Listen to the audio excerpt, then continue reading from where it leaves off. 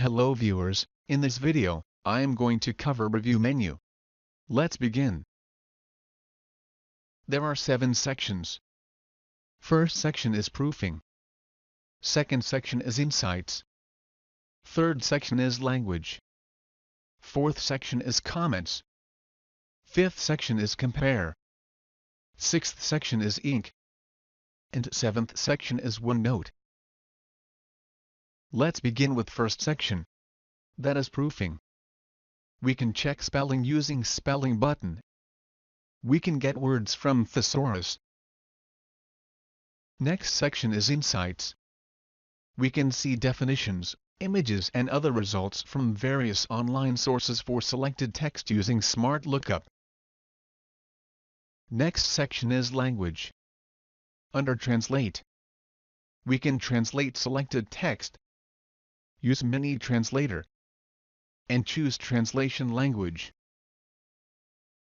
Under Language, we can set proofing language and language preferences. Next section is comments. We can add comments. Under Delete, we have Delete. Delete all comments and ink on this slide, and delete all comments and ink in this presentation. We can navigate to previous and next comments. Under Show Comments, we can show comments pane and markup. Next section is Compare. We can compare presentations. Under Accept, options are Accept Change, accept all changes to this slide, and accept all changes to this presentation. We can reject change, navigate to previous change, next change, show reviewing pane, or hide reviewing pane, and we can end review. Next section is ink.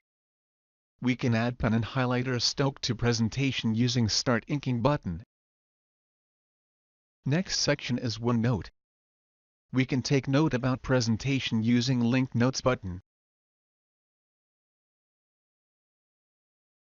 I hope you enjoyed the video.